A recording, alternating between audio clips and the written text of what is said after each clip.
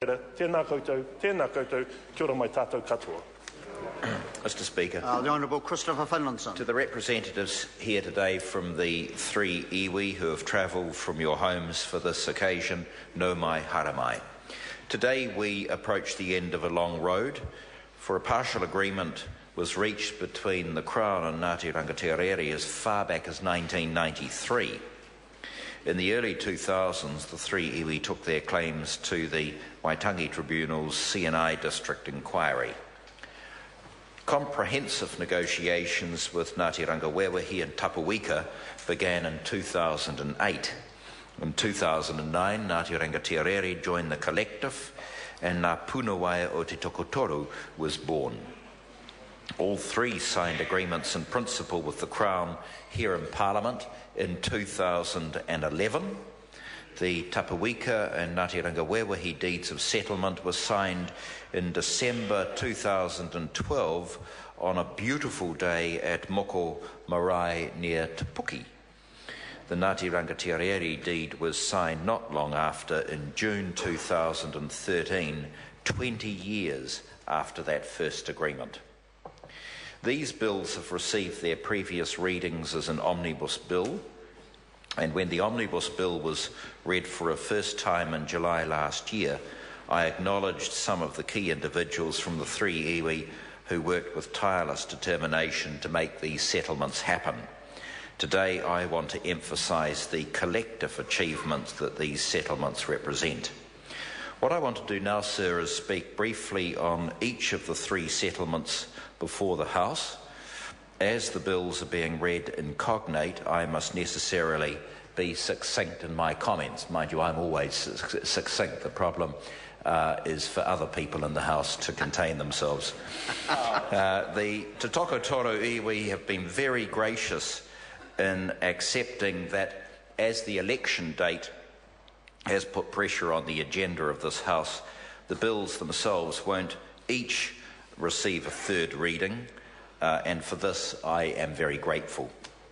Let me first turn to Ngāti Rangiwewehi, an iwi based on the northwestern shores of Lake Rotorua near the mouth of the beautiful Awaho River, with interests stretching out toward the coast at Makatu.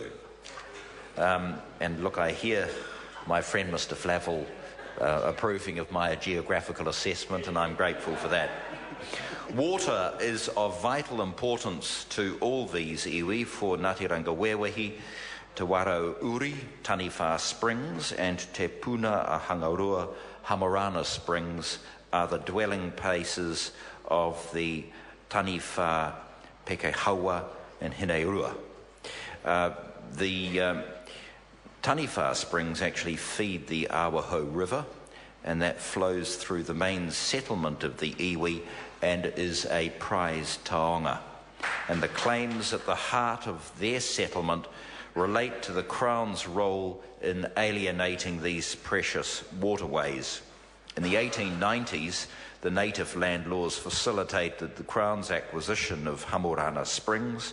In the 1960s, Ngāti Rangiwewehi lost Taniwha Springs through a public works taking. I've been to both those springs, and one can understand the feelings that the iwi have for them. Other key Ngāti Rangiwewehi claims relate to confiscation, war, and the treatment the Crown meted out to two prominent 19th century tupuna, the scholar and rangatira Wirimu Mahi Te Rangakeeke, and the warrior prophet Tokotoru. Over the generations, the Crown's breaches of the treaty compromised the social and the traditional structures of Ngāti Rangiwewehi, the autonomy of the iwi, and the ability of its members to exercise important customary rights and responsibilities. With great sorrow, the Crown apologises for its actions and for the impact that they had on so many individuals, whānau and hapu.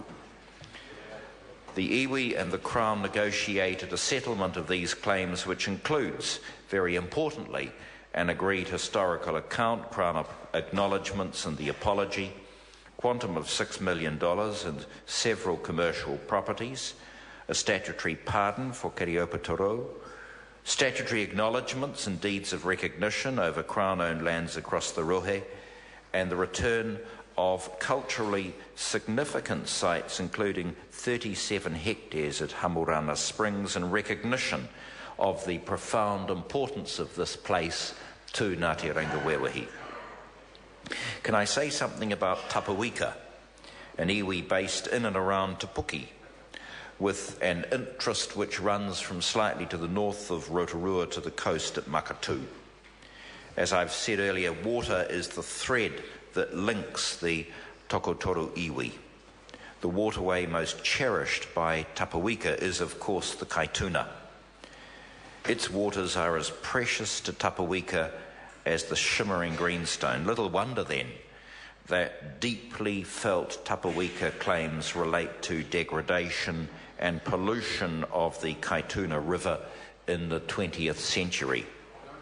Other major grievances arise from the Tauranga confiscation, the line drawn by the Crown through the Rohe in 1875, and the ultimate exclusion of Tapawika from title to ancestral coastal lands and sacred sites, and repeated takings by the Crown of burial lands for public works.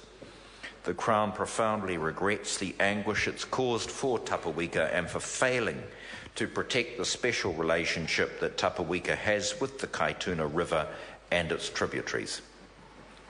The settlement of the claims negotiated by Tapawika and the Crown includes the agreed historical account, the acknowledgements and the apology, quantum of $6 million, 17 commercial redress properties, and rights of first refusal over 11 Crown-owned properties for a period of 171 years. It includes the return of 12 sites of special significance to Tapawika across their rohe, totalling approximately 209 hectares, and 3 additional sites jointly with other iwi, and crucially, a framework for governance of the Kaituna River that recognises the great significance of the river to Tapawika and will help restore the mana and the Māori of the river for future generations. Thirdly, I refer to Ngāti Rangitireri, an iwi based on the eastern shores of Lake Rotorua, near the Tikitiri geothermal field. This iwi have successfully held on to and cared very much for Rotukawau, one of the tribe's cherished bodies of water. However, the tribe was not so fortunate when it came to key ancestral lands, again largely as a result of the Crown's introduction of native land laws. The individualisation of title resulting from the Crown's award rendered the lands of Ngāti Rangitireri, including the Maunga, more susceptible to partition, fragmentation and alienation. On top of the quantum, the redress negotiated and settlement includes the apology and the account, quite a few statutory acknowledgements, and the return of 321 hectares of whakapunako, reuniting Rangitireri with the Maunga. So, Mr. Speaker, I want to conclude by expressing thanks to all those in the iwi who negotiated the settlements. I want to acknowledge my wonderful officials from the Office of Treaty Settlements and the Chief Crown Negotiator for these 3 iwi, Patsy Reddy, who did a fabulous job, and I acknowledge her contribution as Chief Crown Negotiator to quite a number of settlements and look forward to her continuing work. She thinks she's going to retire. I have other thoughts. Mr. Speaker, these settlements are 3 important steps towards a revitalised treaty relationship and brighter futures for Māori and Pākehā in this country.